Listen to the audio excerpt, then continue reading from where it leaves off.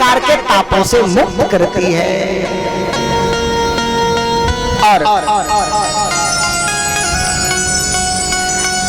कथा का शुरुआत हुआ, अभी हम कथा स्थल में पहुंचे नहीं, शुरुआत हुआ और कानों में आवाज गई कि चलो कथा शुरू हो गई, हमें अब चलना चाहिए। तो लिख रहे हैं सद्यो हृदय अवरुद्धते अत्यकृत भी सुस्मित तक्षणा, उसी समय हमारे हृदय में परमात्मा अवरुद्ध हो जाता है, विराजमान हो जाता है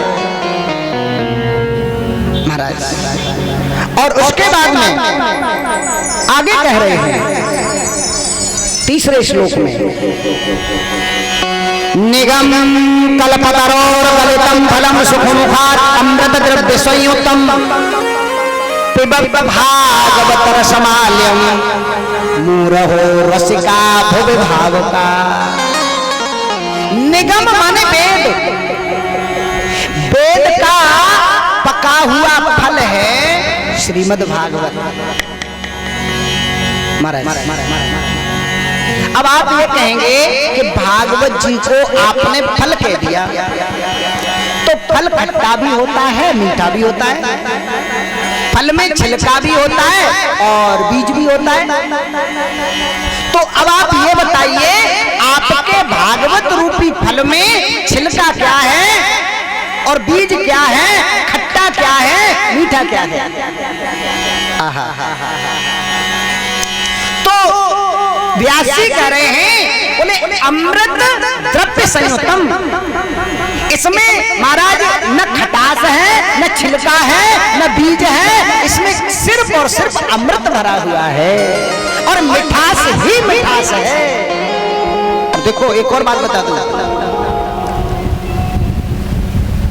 भागवत रूपी फल में परमहंस रूपी तोते का मुंह लगा हुआ है, पारखी तोते का, ऐसे वैसे तोते का मुंह नहीं, पारखी तोते का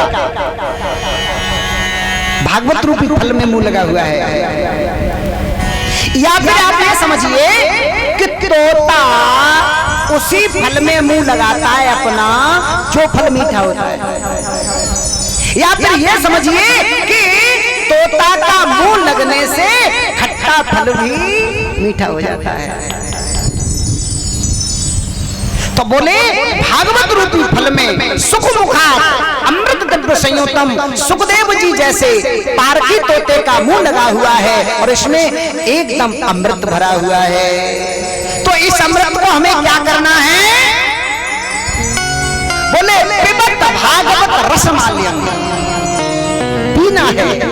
कैसे पीना है? बोले कानों के द्वारा पीना है। पिबत भागवत रसमाल्यम, और दो लोगों के लिए संबोधन किया, मुँह रहो रसिका भुवि भावुका, अरे रसिको, अरे भावुको आओ और कथा अमृत पान करो। देखो भोजन का महत्व भूखा समझता है, जल का महत्व प्यासा समझता है। यदि आप किसी को जैसे भूख नहीं है और आपने आग्रह कर दिया, अरे साहब आइए भोजन कर लीजिए, आइए आइए, तो आपके आग्रह पर वो आ तो गए, आपके बुलाने पर आ तो गए और भोजन करने बैठ गए, लेकिन थोड़ा ही भोजन किया था, बोले अरे इसमें मसाला ज्यादा कर दिया, मिर्ची ज्यादा कर दी, नमक डाला ही नहीं। अब ये सब क्यों कह रहे हैं? क्योंकि भूख तो है ही नहीं। और जब भूख लगी हो आपको जोरों से और सिर्फ भोजन की इच्छा हो, भोजन की लालसा हो और आपके सामने भोजन आ जाए, अच्छा उस समय लगता है कि इसमें मसाला ज्यादा है या नमक ज्यादा है या मिर्ची कम है या ज्यादा है। जब पेट भर जाता है ना, तब जो है पता लगता है कि अब इसमें मिर्ची ज्यादा हो गई या नमक कम है या मसाला। तो भोजन का महत्व भूखा समझता है और जल का महत्व प्यासा समझता है। आपने प्याऊ लगा दी रास्ता के सहारे और सामने वाले को प्यास नहीं, आपने आग्रह किया, अरे आइए साहब जल बहुत मीठा है, बड़ा ठंडा है और आप जलपान कीजिए। अब आपने आग्रह किया, निवेदन किया तो आ गए, अच्छा जल से हाथ भी नहीं लगाया, और प्रश्नों की जड़ी लगा दी। अरे ये कहां से लाते हो? जल को छान के भरते हो कि नहीं भरते?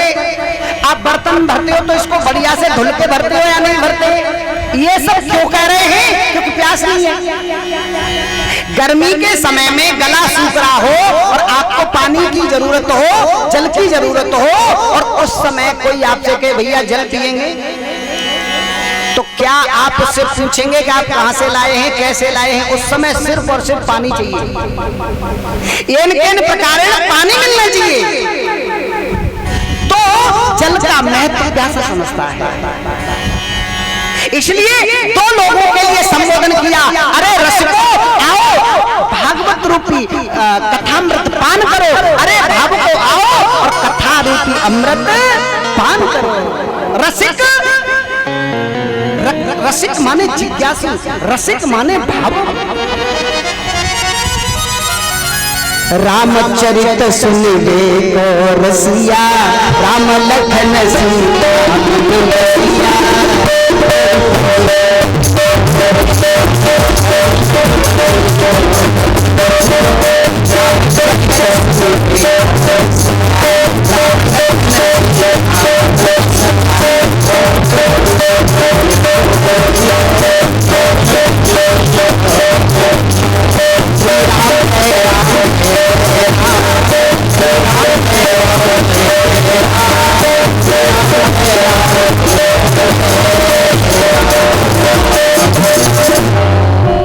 रामचरित सुनिबे को रसिया, राम लखन सीता मन बसिया। हनुमान जी को रसिया कहा गया। आजकल लौकिक जगत में रसिया किसे कहते हैं पता है? जो हंसी मजाक करने वाला, हास्य विनोद करने वाला, बड़ा रसिया है, बड़ा रसिक है, बड़ा रंगीला है, कहते नहीं। लेकिन हनुमान जी ऐसे कुछ नहीं है। हनुमान जी राम का चरित्र, राम की कथा सुनने के रसिक हैं, रसिया है महाराज।